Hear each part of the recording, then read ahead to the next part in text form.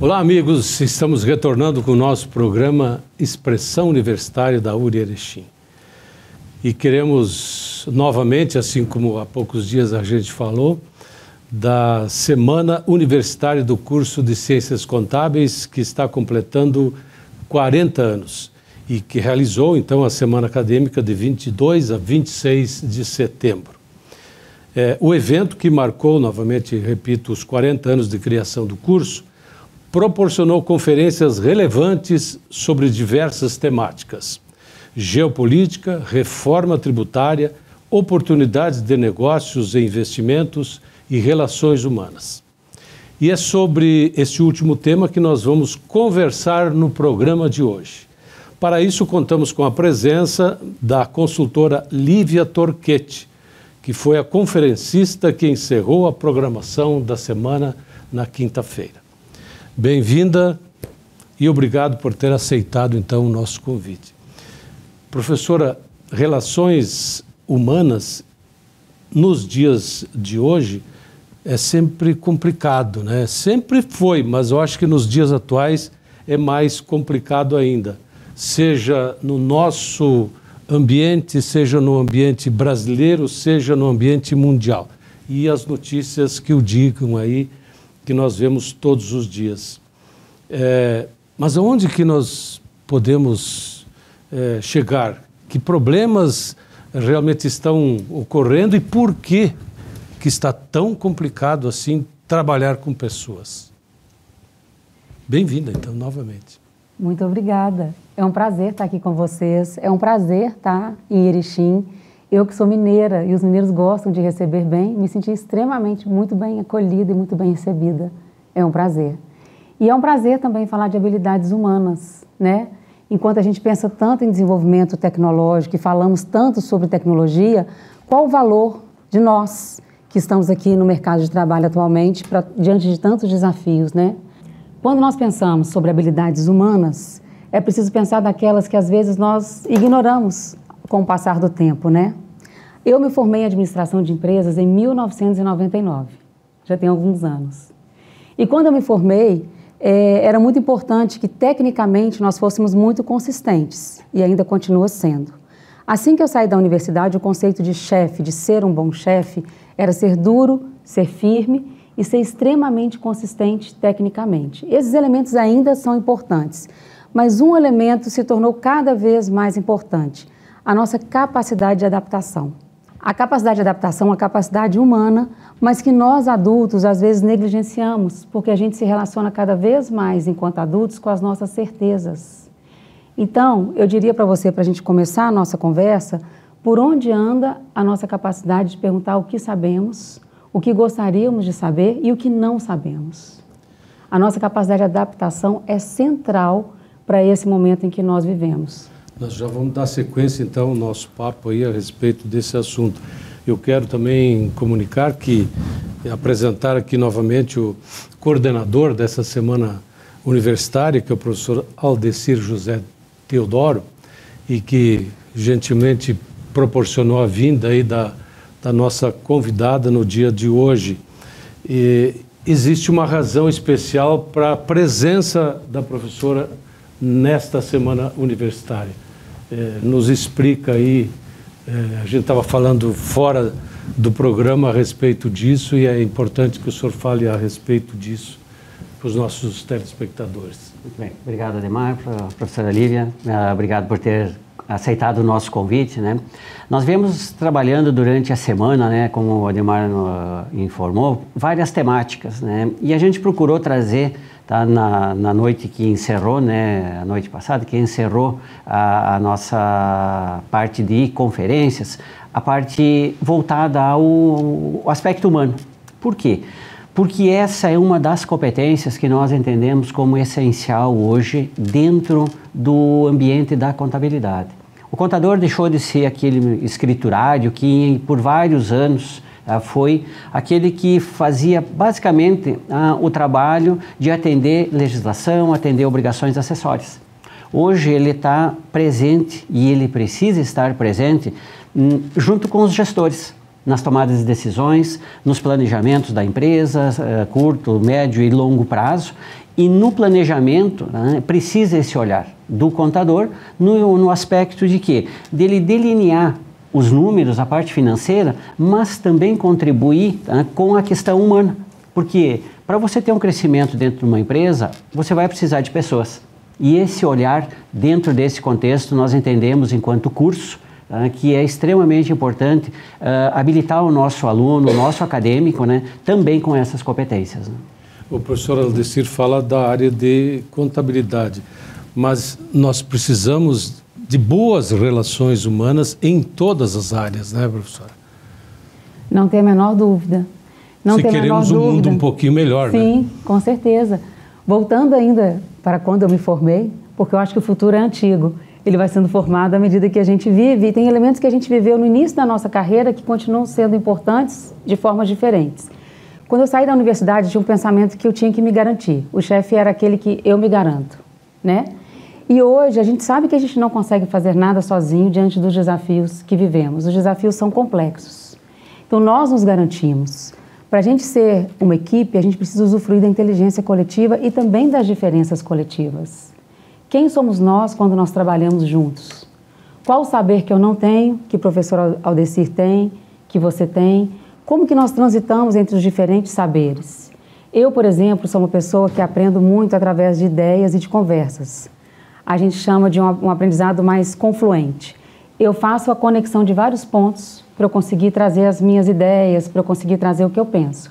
Tem outras pessoas que aprendem de forma mais sequencial, que precisam de uma organização, de um início, meio e fim, de tarefas, de atividades, de passo a passo. E nós somos complementares. Se nós estivermos trabalhando em uma mesma equipe, uma pessoa confluencial vai trazer uma série de ideias, vai trazer um contexto mais amplo, e uma pessoa sequencial vai ajudar na execução, vai ajudar no passo a passo. Somos complementares, somos elementos extremamente importantes dentro de uma equipe. E eu não tenho dúvida alguma que é importante para um contador, para um administrador, para um economista, para um médico. O nosso saber técnico, ele nos credencia, especialmente no início da nossa profissão e ao longo dela também. A atualização técnica, ela é importante, ela nos traz robustez, traz confiança e credibilidade. Mas são as relações humanas e o quanto nós sabemos juntos que nos diferencia hoje. Eu não tenho a menor dúvida disso. E como conseguir fazer com que as pessoas sigam esse caminho, sigam as mesmas águas do mesmo rio de uma forma unânime, sem polêmicas, sem gerar grandes confusões, que me parece que hoje as pessoas querem que as opiniões deles prevaleçam.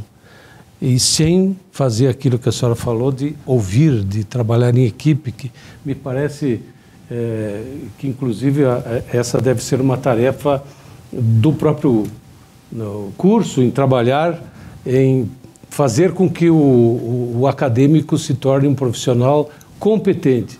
E essa competência me parece que vai muito além de ser bom naquilo que a gente faz, né, professora? É verdade. O Howard Gardner, que estudou múltiplas inteligências, ele diz que a primeira mente que nos forma é a mente disciplinada, no sentido de que a disciplina que nós estudamos acaba formando a forma como nós agimos no mercado de trabalho. Se a gente for pensar em um médico, a mente disciplinada dele convida ele muito rapidamente para ir a campo, assistir outro médico fazendo uma cirurgia, e nesse ambiente os médicos aprendem a trocar entre si. Inclusive mais jovens, mais maduros, eles aprendem a trocar. A mente disciplinada de um curso, por exemplo, de contabilidade e de administração, é uma mente que nos ensina a ler, a pensar, a fazer planilhas. De certa forma, ela nos ensina um pouco a individualidade, quando nós estamos nos formando. Mas nós, que sabemos que o mundo pede inteligência coletiva, a gente exercita uma ambidestria entre essa mente disciplinada que nos forma muito bem como indivíduos, para uma mente coletiva que depois que a gente tem o nosso saber mais consolidado, o que nós podemos fazer juntos para ampliar esse saber? Então eu acho que a gente tira um pouco do nosso ego, de saber muito, e seria muito bom que a gente fizesse esse exercício enquanto adultos para o nosso eco. O que a gente pode saber coletivamente? Não necessariamente tudo precisa ser da forma como eu penso, ou da forma como eu sei, ou da forma como eu gostaria. Mas coletivamente, qual obra que nós estamos criando? Então, eu acho que o exercício da ambidestria nos ajuda a equilibrar o nosso saber técnico e o desejo que nós temos enquanto adultos, de que as coisas sejam feitas da forma como a gente pensa, né? E com o desejo coletivo de fazer uma obra maior. Uma obra maior precisa de mais mãos e precisa de mais cabeças, né? Então, se a gente tem hoje a tecnologia como nossa aliada, e se a gente faz tantas consultas ao ChatGPT, por que a gente não faz também consultas às pessoas? Por que nós não usamos a inteligência adaptativa das pessoas e a nossa própria capacidade de adaptação para ampliar o nosso saber? Eu acho que amplitude conversa muito com a nossa era, sabe? O desejo de ampliar o que eu sei, a necessidade de ampliar o que eu sei. Nós não temos respostas prontas, a gente pode ter no máximo boas perguntas. Então acho que essas são mudanças que a gente tem que fazer na nossa própria mentalidade. É isso que a senhora fala em cultura organizacional, criar ambientes inovadores, resumindo, é mais ou menos isso. De que forma chegar nesse... Porque existem também tabus a serem superados. Quando falam nas organizações como um todo. Já é difícil na própria família, às vezes, a gente se organizar um pouquinho melhor. Tu imagina nas organizações. É verdade. Professor, o senhor gostaria de complementar? Não, eu penso que dentro dessa sua fala, né, um ponto muito interessante, né, que aí cabe uma reflexão e é que um ponto que muitas vezes a gente propõe em sala de aula, né, a questão do pensamento coletivo. Perfeito. Sabe? E hoje nós temos algumas disciplinas dentro do nosso curso, né, que a gente propõe, que é o que a gente chama de projetos integradores. E dentro desses projetos nós criamos pelas ementas alguns nortes, vamos dizer assim, né? Alguns conteúdos para os alunos trabalharem. E esses conteúdos eles precisam trabalhar de forma coletiva. Eles têm que formar grupos, eles têm que discutir ideias, tá, em cima das temáticas, né? Dá para a gente citar aqui tipo ESG, governança corporativa, compliance. E tudo isso, para que isso possa acontecer, ele precisa esse olhar que a senhora colocou, tá? Que foi muito bem colocado ali durante a sua fala na última noite, né? No sentido de lembrar o nosso aluno, né, que essa é uma das competências, né, que ele precisa ter. Porque hoje nós mudamos as DCNs, vamos dizer assim, dos nossos cursos, dentro de uma temática voltada para competências. Quais as competências que nós precisamos, tá, entregar para o aluno para que ele chegue no mercado de trabalho e atenda, tá, as demandas técnicas e também, agora, a partir daquilo que a senhora colocou, essas demandas de adaptação, né, pensamento coletivo. Perfeito. Isso é maravilhoso, porque a gente está trabalhando exatamente com amplitude, né? E a gente está trabalhando também em perceber recursos que são intangíveis.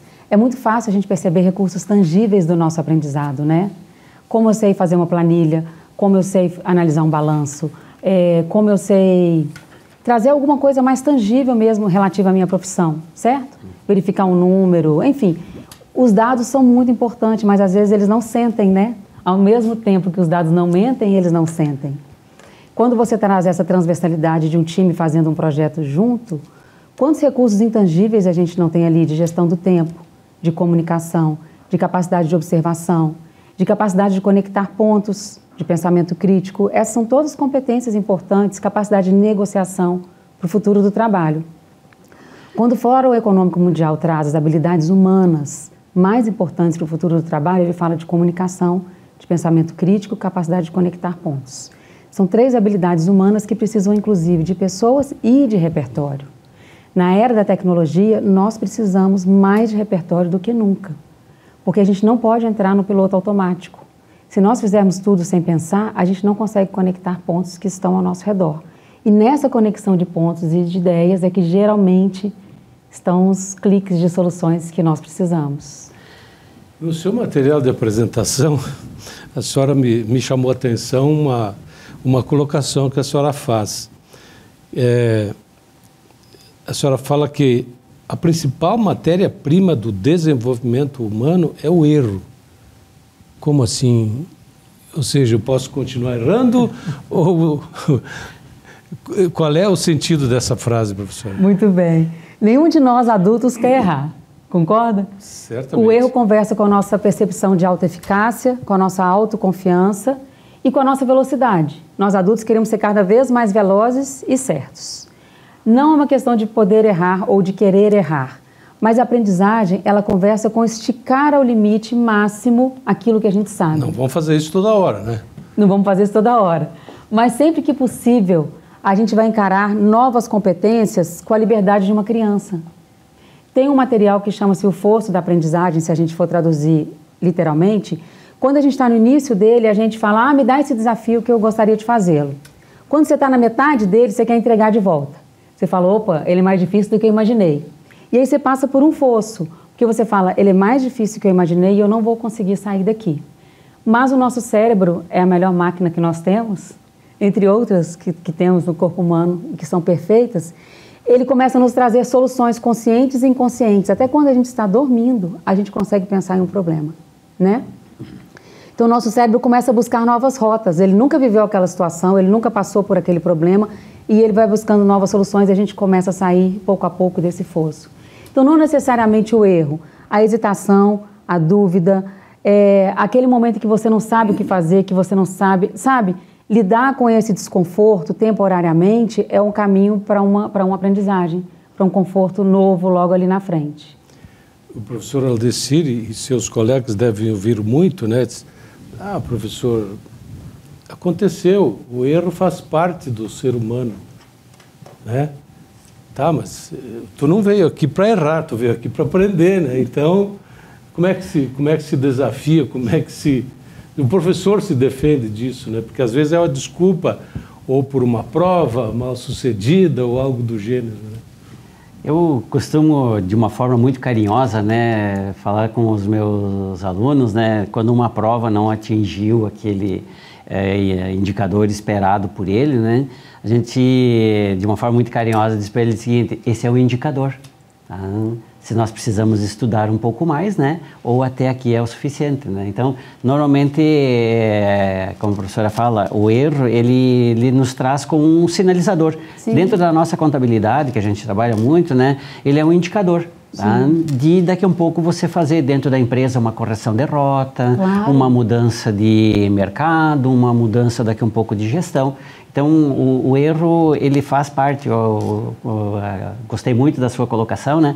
Porque ele nos ensina, tá? E nós precisamos dentro dele, né, utilizar aquilo que foi importante dentro daquele movimento, né, para que a gente possa fazer a correção de rota, né? Perfeito. Então, e eu percebo, professor, não sei se você percebe da mesma forma, que a nossa vida acadêmica é muito longa. Inclusive, a gente não para de aprender ao longo da vida, né? Sim.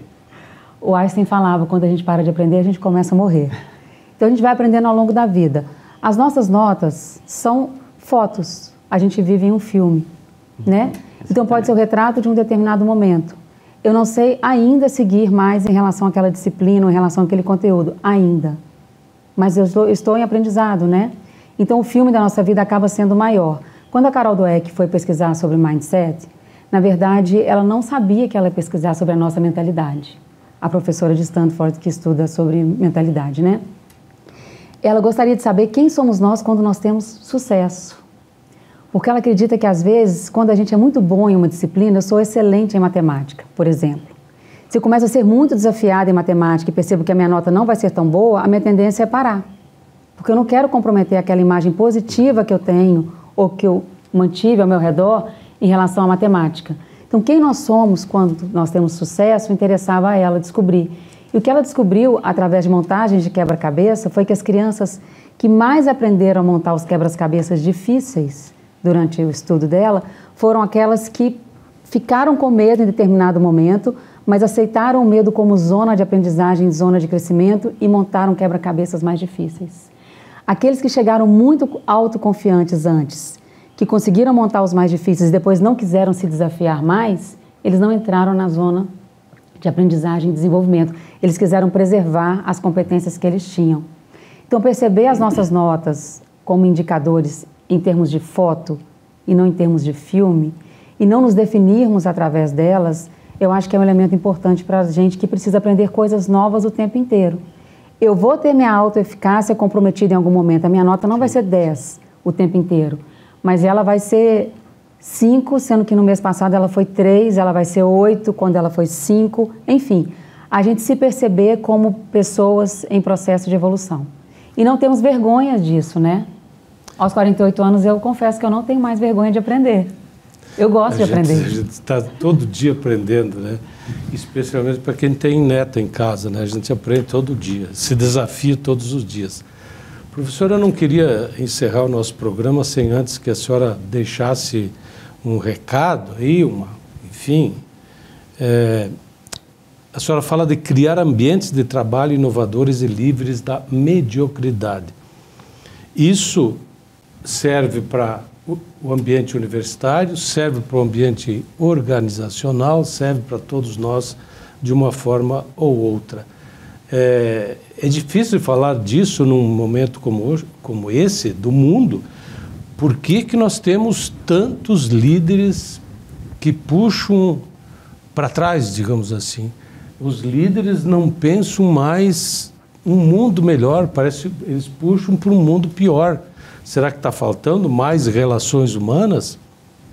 Mais gente positivistas, como a gente quer? Será que não faltou eles frequentarem essas suas palestras, ou ler seus livros, que a senhora pode falar também a respeito disso? Eu acho que tem elementos universais que às vezes a gente tem se esquecido, né? O futuro é antigo. Quando a gente pensa em gentileza, quando a gente pensa em cordialidade, quando a gente pensa em elementos humanos que são tão presentes durante tantas eras, né, por onde eles andam hoje.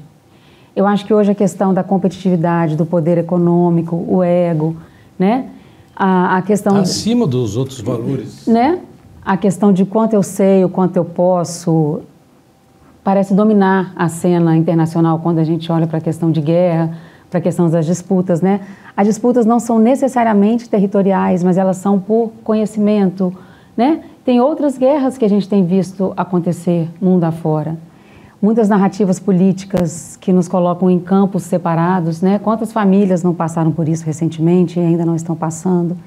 Então, eu acho que tudo que nos afasta nos tira de um caminho de pensamento de que nós só seremos felizes juntos. A gente percebeu na pandemia que felicidade é um elemento coletivo, né? Nós não conseguimos exercitar a felicidade, por exemplo, ou o bem-estar de forma individual. Nós viver é um ato coletivo.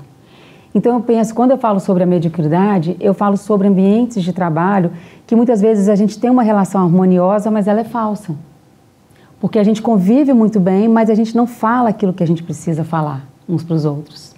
E esse é um elemento da vida adulta. Se a gente espera melhorar, as nossas verdades mais inconvenientes, de forma respeitosa, precisam estar na mesa.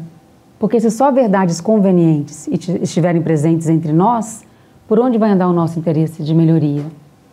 No ambiente de trabalho é sobre isso. O quanto um consegue puxar o outro de forma respeitosa para um caminho de evolução. E enquanto sociedade, o quanto nós nos desafiamos de forma respeitosa e colaborativa também para um caminho de evolução. Eu acho que respeito, gentileza, interesse por evoluir são interesses humanos, que nós temos de forma diferente em várias eras. Mas nós temos. O interesse de evolução é genuíno, mas ele é coletivo. Hoje existe muito no país e no mundo todo se fala, não, precisamos inovar. Mas é tecnologicamente. Então, acho que nós precisamos nos inovar primeiro como seres humanos. Eu concordo. Né? Como é que eu chego e superar as nossas guerras internas para poder lutar de forma mais justa e mais... A gente fala tanto de conhecimento, né? Mas, na verdade, eu acho que o autoconhecimento é um superpoder. Então, quanto a gente gasta tempo ou quanto a gente investe no autoconhecimento? Eu sou formada em administração. Durante o meu curso de administração, eu nunca falei sobre autoconhecimento, sobre quais são as forças e as fraquezas da Lívia, qual que é a minha luz, quais são as minhas sombras. A gente vai passando por esse olhar ao longo da nossa vida de forma solitária, às vezes, né? Quanto mais eu me conheço, eu sei por que algo é importante para mim. Ao ser importante para mim, eu consigo colocar para você essa importância de uma forma mais transparente, menos emotiva, menos emocional, né? Então, o filtro do autoconhecimento, eu acho que ele é um filtro de um superpoder que às vezes a gente ignora hoje em dia.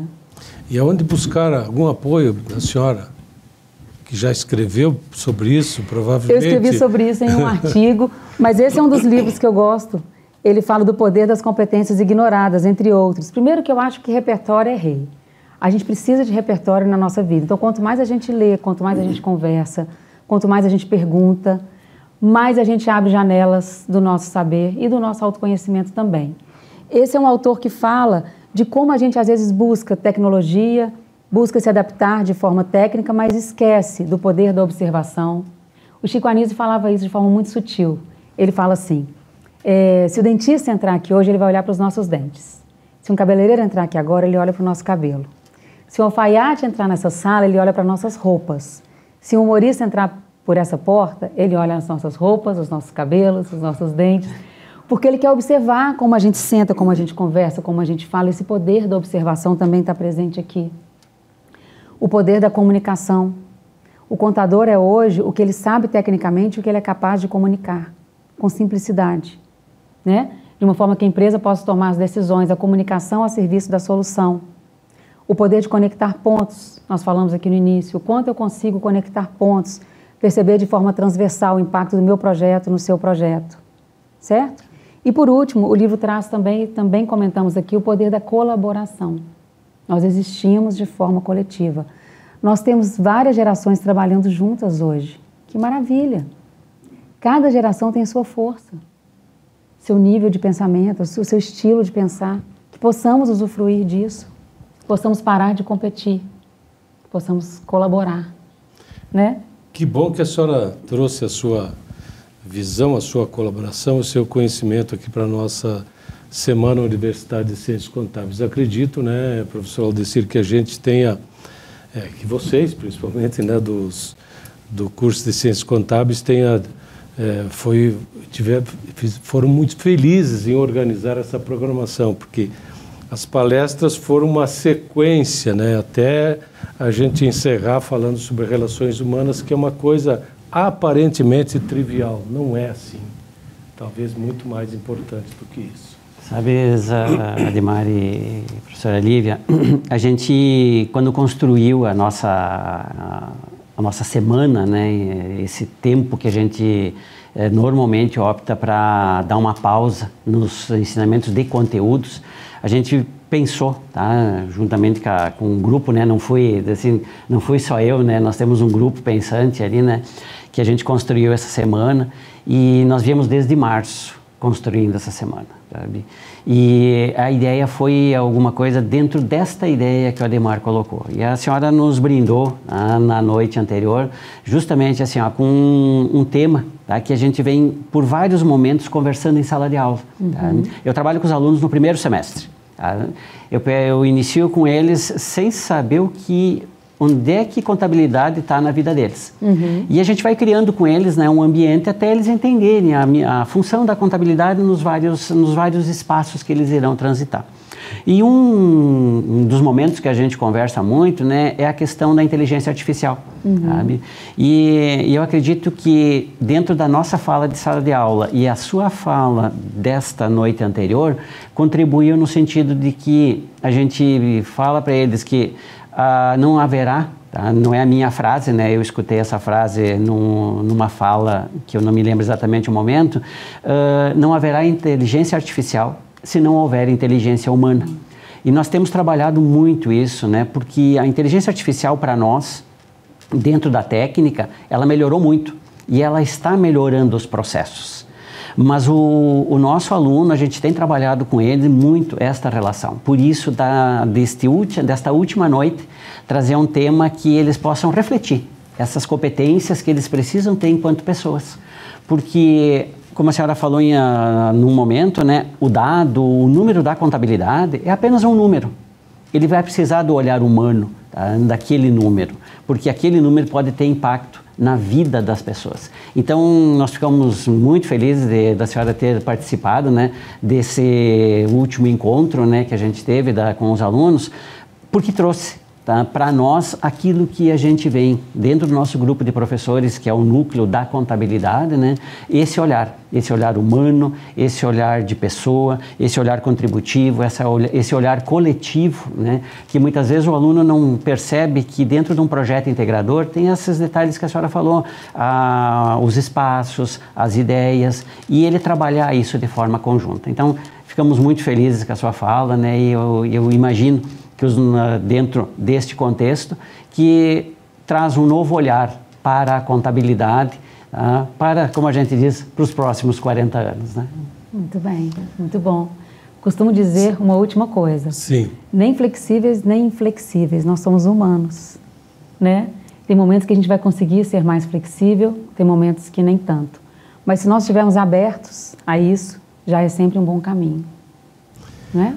Perfeito. Mais uma vez, professora Lívia, obrigado pela presença, professor Aldecir, novamente, Obrigada. Nosso carinho, nosso abraço e pela sua participação. E a você em casa, que semanalmente nos prestigia, aquele abraço, como dizia o Gilberto Gil. Até a próxima.